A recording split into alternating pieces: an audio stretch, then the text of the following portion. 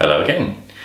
Now today I'm going to have a look at a clue that I saw in today's Observer in the Everyman crossword, because it made me think about something I'd said before about multi-word answers.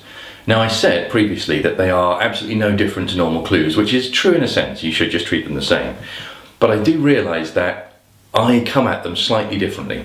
There is something in the way I approach them that I'd like to explain, because it might be useful to some other people. It might just be me, but this is how I tend to do them. So I'm going to use this example from the Everyman today because it triggered that thing in my head. So I'll show you what I mean.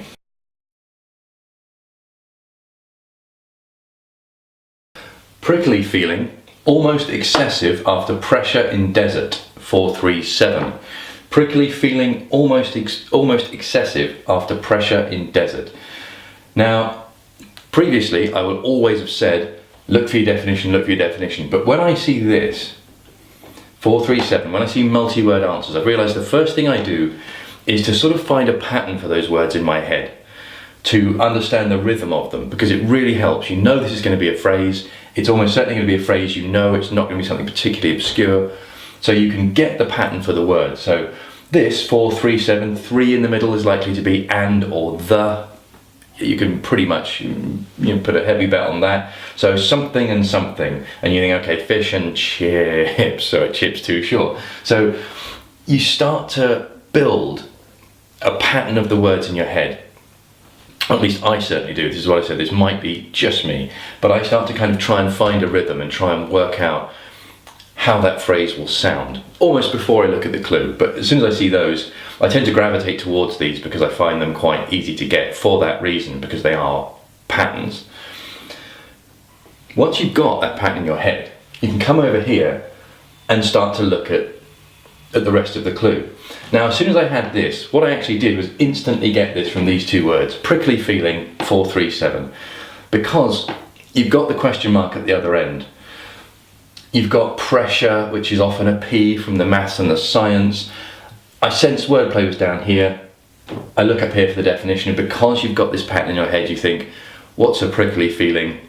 Pins and needles. I'll give the answer away straight away. The answer is pins and needles, because very simply, you've got that pattern and you see prickly feeling and your brain makes the leap. Of course, you then have to work out exactly why, make sure you're right, and then you break down the rest of the clue.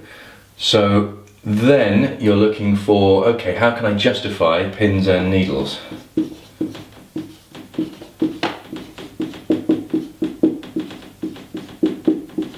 This is the slightly sort of cheaty backwards way of doing clues, but I think a lot of people do this. I certainly do it an awful lot. I think it's that. Why?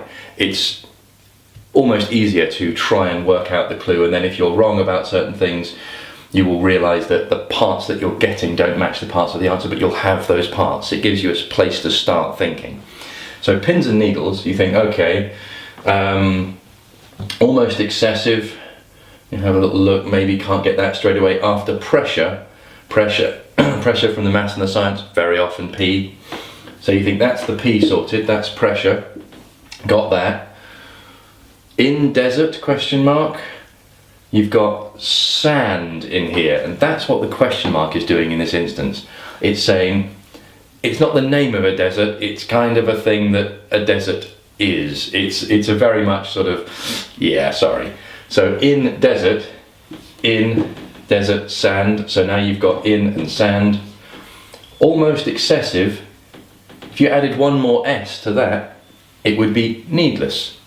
Excessive, needless, but it's almost excessive, so you're missing the S, which is where that comes from. Almost excessive after pressure, meaning put all of this after the P, so P, in desert, in sand. So you've reorganised the clue based on the answer. But I just thought it was an interesting point to say, with the multi-word answers, with the phrasal ones, establish the pattern, the rhythm of the phrase in your head, particularly when you've got many more words. If you've got, 4, 1, 2, 3, 4, 1, 7 or something. Because a lot of work, I think, is done subconsciously with the pattern of those words. If you know it's something and the something of something, it will limit your thinking into a certain sort of block of phrases that fit that. And as soon as you start to get a feeling for the definition, you will, more times than not, make the leap to the rhythm of the words and then begin to check back with the parts of the clue. I think it's a very useful way around of doing it, which is why I often start with these if I'm stuck on a crossword. You start with the multi-word ones, and then you pick it apart afterwards. But I just thought that was a really interesting point. I'd never quite realised I did it that way, so it was a bit of a revelation to me to see how my mind was going about it. But if that's any use to you, then enjoy it, and happy solving.